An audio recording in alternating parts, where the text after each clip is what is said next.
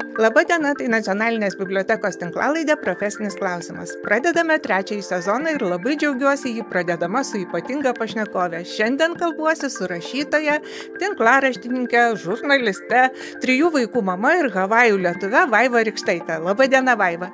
Labą dieną, labai ačiū, kad mane pakvietėt. Labai ačiū, kad radot laiką tokio intensyvioje savo darbotvarkėje Lietuvoje. Kaip viešnagė Lietuvoje. Labai gerai, labai patinka iš tikrųjų. Ar teko apsilankyti kokioje nors bibliotekoje per šią viešnagę? Teko Kauno Senamiesčio bibliotekoje, bet tik tai atsispausdint lapų šį kartą. Bet iš tikrųjų renginys, susitikimas su skaitytojais. Ten buvo skaitykloje jau lauke. Ten tokia lauko skaitykla yra Dainavos bibliotekai Kaune. Tai taip, bet jeigu taip su reikalais, tai tik tai prasispausdinau lapus paskui. Ir iš tikrųjų turbūt bibliotekos jau taip integruojasi į aplinką, kad mes net nesuvokiam, kad tai bibliotekų paslaugos.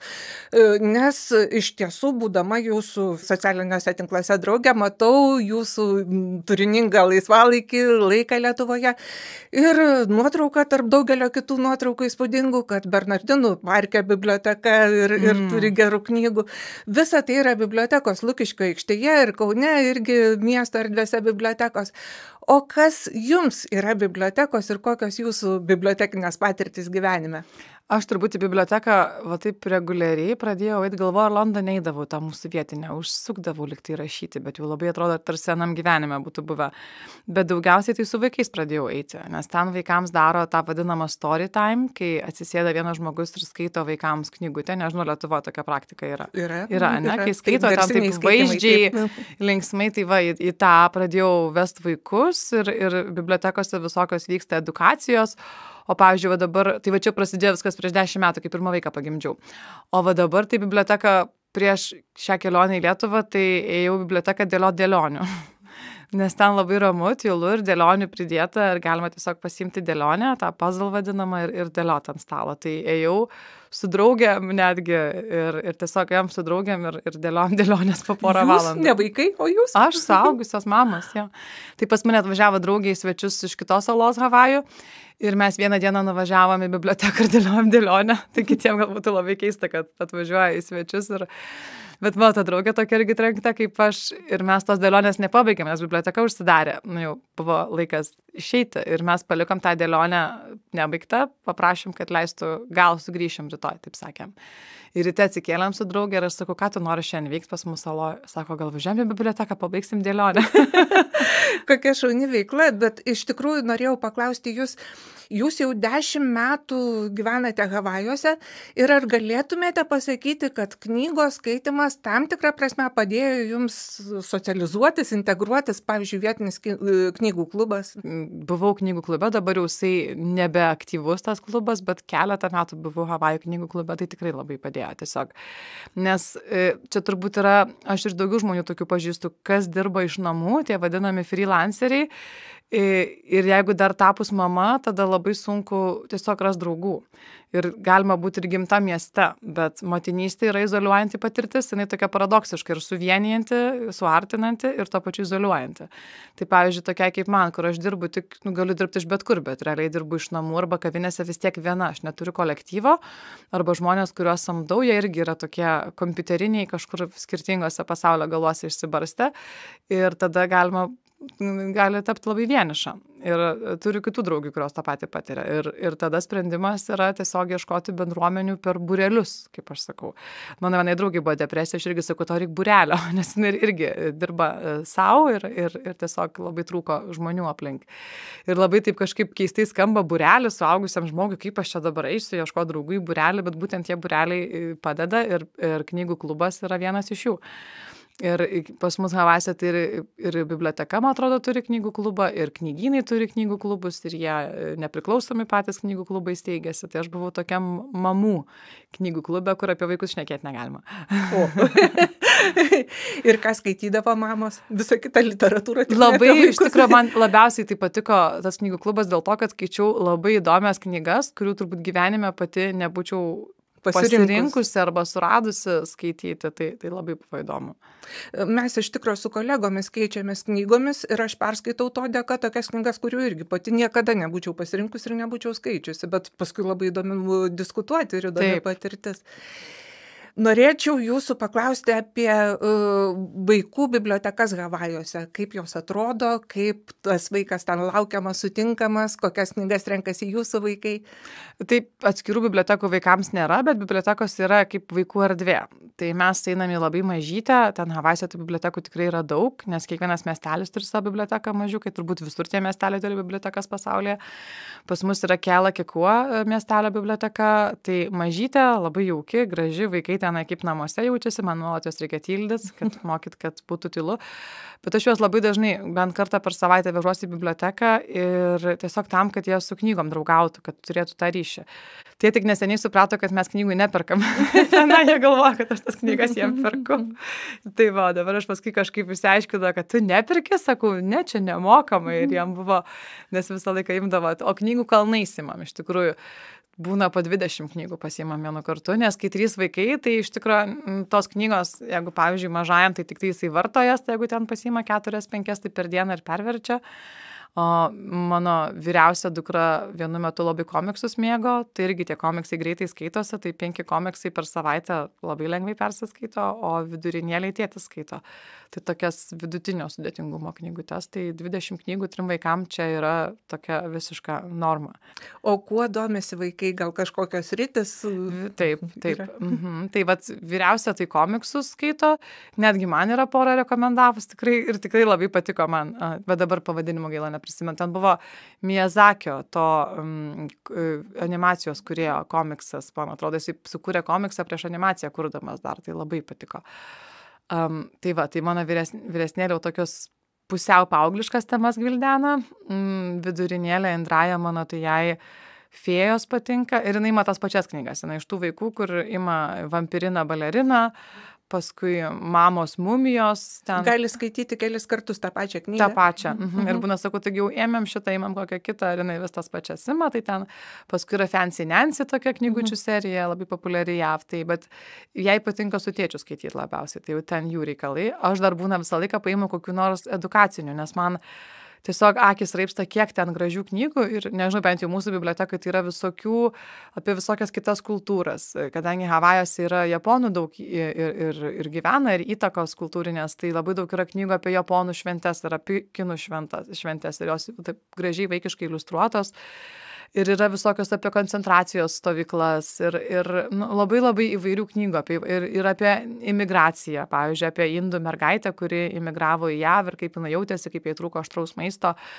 Tai va tokias visą laiką dar stengiuosi įkišti tarp to kalno, ką jie išsirenka. Kad suvoktų, kad daug kultūrų yra. Taip, tai visą laiką jie išsirenka kelias ir dar aš po kokią vieną knygą kiekvienam vaikui įkišu, kur jau reikia skaityti, bet paskui jie labai džiaugiasi perskaitę. O mažiukas tai ima tik mašinėlės ir traktorius, pas jį nėra kitų interesų. Tai dar amžiaus. Taip, bet visos knygos yra apie mašinas. Dar dinozaurai kartais. Labai berniukiškas berniukas. Labai.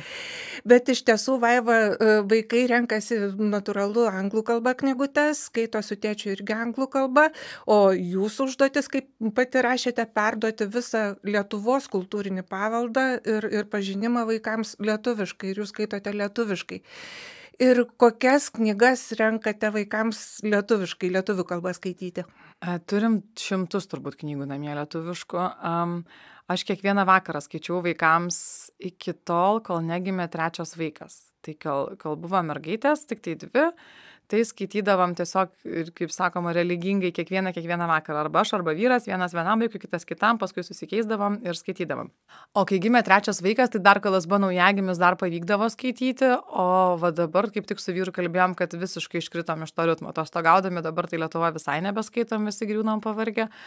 Ir namie būnant tapo sunkiau, nes labai skirtingi interesai ir vyras daug vakarais dirbo, tai kažkaip dabar pasidarė sunkiau, bet norim sugrįžti į tą.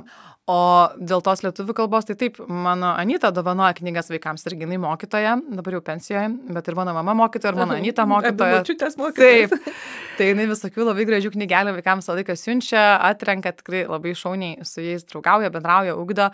Ir jinai būdavo ant manęs pyksta, kodėl tu neskaitai angliškai, sako, tu turi skaityti angliškai. Aš sakydavau, žiūrėkit, sakau, jūs norit, jūs atvažiuokit ir skaitykit angliškai, mano darbas yra perduoti visą lietuvių kalbą ir kultūrą ir paveldą, aš viena turiu visą tą kultūrą perduoti. Tai sakau, aš tikrai kategoriškai neskaitau angliškai ir niekada vaikam neskaitau angliškai. tais vakarais kai tėtis negali ir kai vaikai nori, jeigu turim tik bibliotekos knygas, nu, vat, kai būna pasiėmę šviežiai ir tada noriu tas knygas naujas skaityti, tada aš verčiu. Tiesiog, nu, mintise skaitau ir verčiu, kas būna labai man tada vargina mane, nes tokio autopiloto negaliu įjungti, nes jau galima skaityti įjungus tą tiesiog, žinot, kai būna pavargus, tai skaitau ir ten jau mano protas kažkur kitur išeina, o jau verčiant jau turi protas dirbti. Tai man tai labai vargina ir tas vertimas, kadangi aš taip turiu staigiai versti, improvizuoti, toksai būna nerangus. Tai ir vaikam nelabai patinka, ir man nelabai patinka, bet vis tiek niekada nesu angliškai skaičius. Net jeigu pas vaikus nakvoja draugai, anglakalbiai, kurie nemoka kitų kalbų ir prašo, kad paskaityčiau pasaką, sakau, neskaitysiu, aš angliškai neskaitau, sakau, gali skaityti Žemyną mano vyresnėlę arba Maiką pakviečiu, kad skaitytų, tiesiog principingai ne. Tai irgi iš pradžių buvo pykimo dėl to, bet dabar jau tiesiog jau. O vaikai lengvai skaito lietuviškai, ta prasme, ar nebuvo pasipriešinimo, kad kodėl mes turim klausyti lietuviškai ar skaityti lietuviškai? Ne, nes aš nuo kūdikystės skaičiau. Čia irgi Anita mane mokė, kad nėra laiko, kada pradėti skaityti knygutes. Nuo 3 mėnesių aš turbūt savo pirmagimiai tiesiog knygutes skaitau. Tik tai vat, žmonės kartais daro klaidą, aš tą matau, kad jie atverčia knygą ir skaito 3 mėnesių ar 6 mėnesių vaikų skaito tekstą.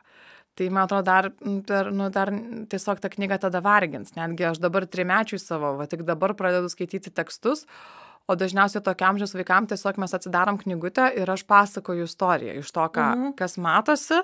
Aš tiesiog pati savo kuriu, visiškai ignoruodama tekstą, nebent tekstą naudoju kaip kažkokį tai suflerį, kad kas tenai vyksta. Tai va, tai aš vaikams visiems taip skaičiau, nuo kelių mėnesių tas knygutės vartydavom ir aš ten pasakodavau ir taip kurdavom ryšį. Ir jiem tai įprasta, visiškai. Taip, ir jiem tai buvo ryšio kūrimas su mama. Ir sakau, va, iki tol, kol mano mažiausias nepradėjo vaikščioti ir ten kalbėti, tai mes turėjom tą kaip šventą ritualą. Tik tai paskui, kadangi pradėjo skirtis miego laikas vaikų ir tada ten mažiausias reikalauja mamos, aš jį dar žindžiau, tai tada jau pasidarė kažkaip per sunku. Bet dabar, kadangi nebežindau jo, tai tikiuosi, kad vėl skaitysim visi.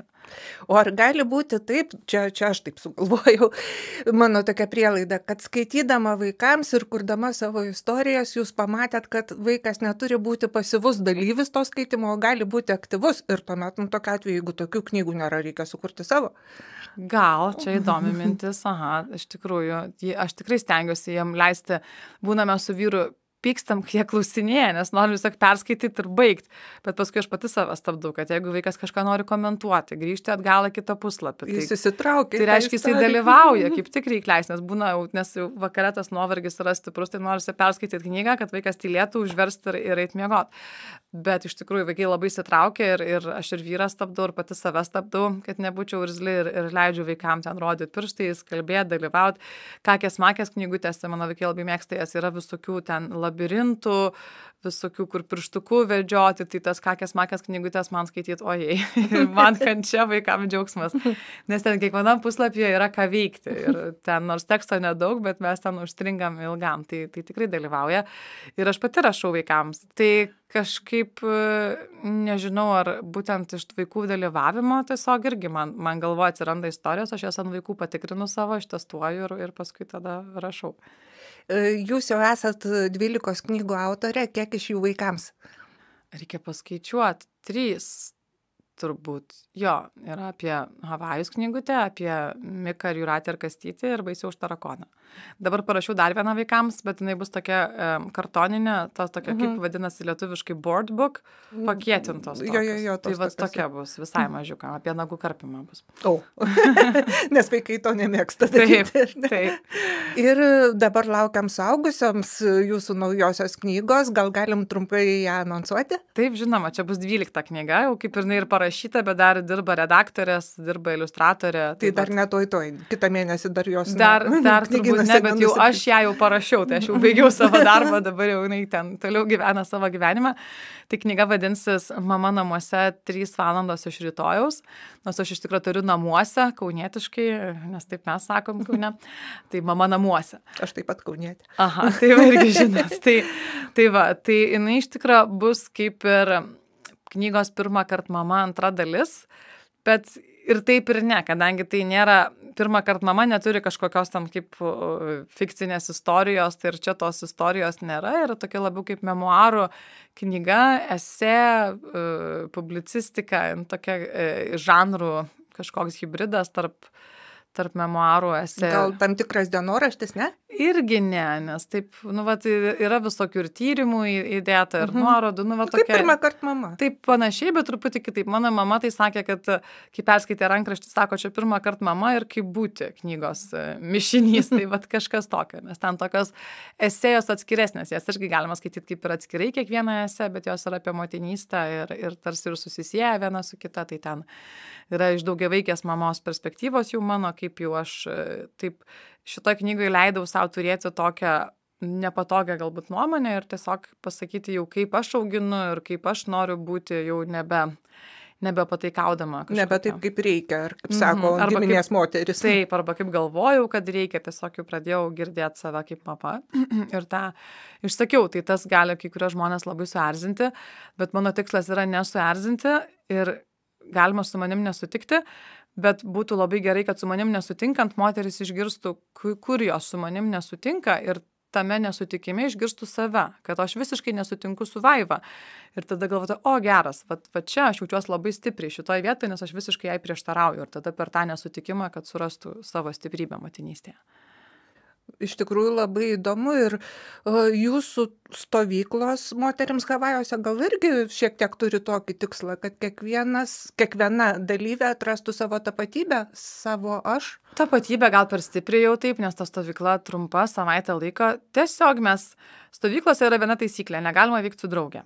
Visos atvyksta nepažįstamos moteris ir mes tiesiog einam be jokių tenai kažkokių tai patosiškų žodžių ar programų. Mes tiesiog einam į žygius, einam į gamtą, einam į paplūdimį, einam į miestą.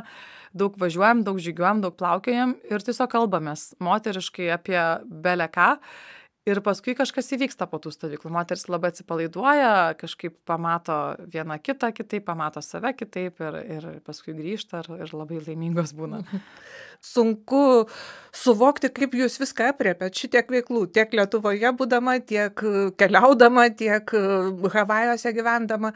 Daugybė veiklų ir tas dažnas lankymasis ir bibliotekoje, ir skaitimas su vaikais, greta viso kito mamos gyvenimo ir šeimos gyvenimo.